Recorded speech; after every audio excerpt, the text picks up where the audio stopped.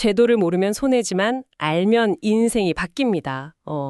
정부 지원 혜택을 최대한 활용하는 방법, 오늘 좀 깊이 파고들어 볼 시간입니다. 당신이 보내주신 자료들을 보니까요. 와, 이거 정말 대한민국 정부 지원 활용의 무슨 비밀 지도 같아요. 오늘은 이 자료들을 바탕으로 이게 좀 복잡하게 느껴질 수 있잖아요. 이 정부 지원 제도들 명확하게 이해하고 또 어떻게 하면 이걸 제대로 활용할 수 있을지 그 핵심을 한번 같이 찾아보죠. 준비되셨죠? 네네. 자료들이 정말 방대하면서도 굉장히 체계적으로 정리가 잘 되어 있더라고요. 뭐랄까, 한국 생활지원 활용 가이드 이런 느낌? 실업부터 임신, 출산, 육아, 또 청년기, 중장년, 노년기까지 생애 주기별 지원은 기본이고요. 장애인이나 저소득층처럼 그 특정 상황에 계신 분들을 위한 지원책까지 다 망라하고 있어요. 여기서 근데 가장 중요한 포인트는요. 이게 그냥 국가가 주는 게 아니라는 거예요. 당신이 내신 세금, 또 보험료, 이걸 바탕으로 마련된 최소한의 사회 안전망이고 당연한 당신의 권리라는 거죠. 이 틀, 이 구조를 아는 게 정말 시작입니다. 아, 권리라는 말씀. 네, 정말 중요하네요. 그 단어 자체가. 그럼 좀 구체적인 예시로 들어가 볼까요? 자료에서 강조하는 것 중 하나가 갑작스러운 실직 상황인데요. 이때 받는 실업급여, 그러니까 구직급여죠.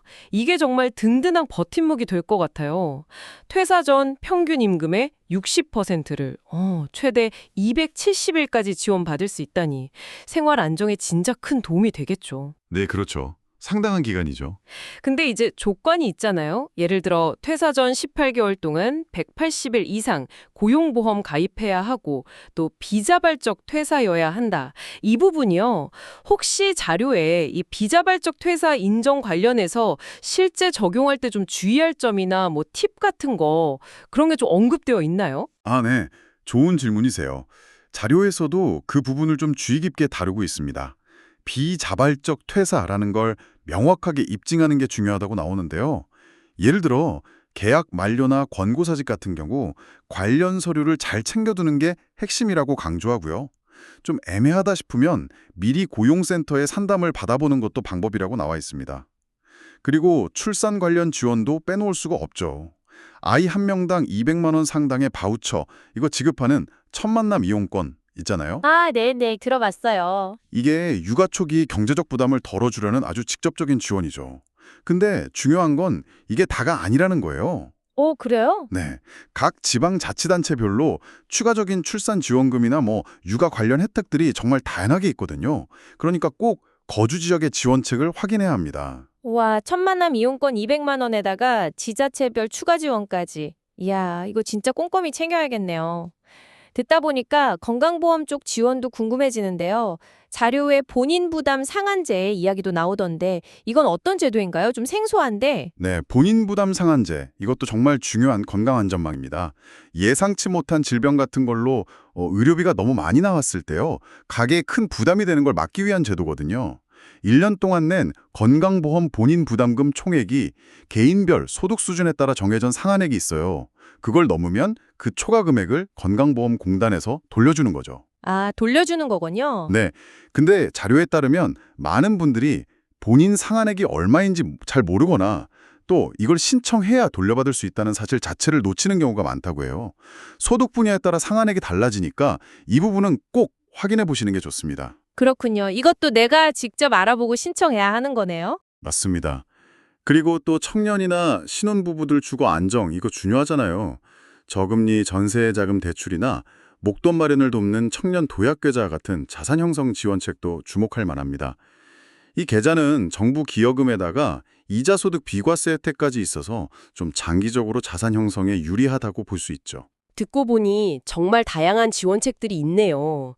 실업, 출산, 의료비, 주거, 자산 형성까지 진짜 인생의 여러 단계랑 상황에 맞춰서 잘 설계되어 있다는 느낌이 드는데요. 자료에서 중장년 노년층이나 취약계층 지원도 언급했던 것 같은데 혹시 좀 인상적인 예시 같은 게 있었을까요? 네, 그럼요. 예를 들어 중장년층을 위한 재취업 지원 프로그램이라든지 또 노년층을 위한 기초연금, 장기 요양보험 같은 제도는 고령화 사회에서 정말 중요한 역할을 하죠. 특히 장기 요양보험 같은 경우는 이게 단순히 비용 지원을 넘어서 실제 돌봄 서비스랑 연결된다는 점에서 굉장히 실질적인 도움이 되고요. 장애인 지원 역시 이동권 보장이나 활동보조 서비스, 직업 재활 등등 다각도로 이루어지고 있습니다. 중요한 건 역시 각 제도의 목적, 대상, 그리고 신청 자격과 방법을 정확히 아는 거예요. 자료에 각 혜택별 요약이랑 실제 사례까지 잘 담겨 있어서 이해를 돕고 있습니다. 결국 이 모든 정부 지원 제도, 그러니까 이 구조를 아는 사람만이 제대로 활용할 수 있다. 이런 얘기네요. 자료에 나온 세금은 모두가 내지만 복지는 구조를 아는 자가 뽑아 쓴다. 이 문구가 자꾸 머릿속에 맴도네요. 좀 직설적이긴 한데 현실을 딱 짚는 말 같아요. 그렇죠. 네. 그래서 단순히 이런 게 있구나 하고 아는 걸 넘어서 나한테 필요한 건 뭐지? 이걸 어떻게 신청해서 활용할까? 여기까지 나아가야 한다는 거죠. 자료에서 제시된 복지 활용 셀프 진단표 같은 거, 이런 도구를 활용해서 당신 스스로 얼마나 이 구조를 잘 이용하고 있는지 한번 점검해 보는 것도 좋은 출발점이 될 겁니다. 셀프 진단표요? 그것도 좋은 방법이겠네요. 네. 마지막으로 이런 질문 한번 던져보고 싶어요. 이렇게 복잡하게 얽혀있는 지원제도라는 구조를 단순히 아는 것을 넘어서요. 당신의 삶에 필요한 부분을 능동적으로 찾아서 활용하는 그 행위 자체가 이 예측 불가능한 시대를 살아가는 우리에게 과연 어떤 새로운 가능성이나 안정감을 줄 수 있을까요? 이 질문에 대한 답을 한번 스스로 찾아보는 과정, 그것도 또 다른 의미를 줄 수 있을 겁니다.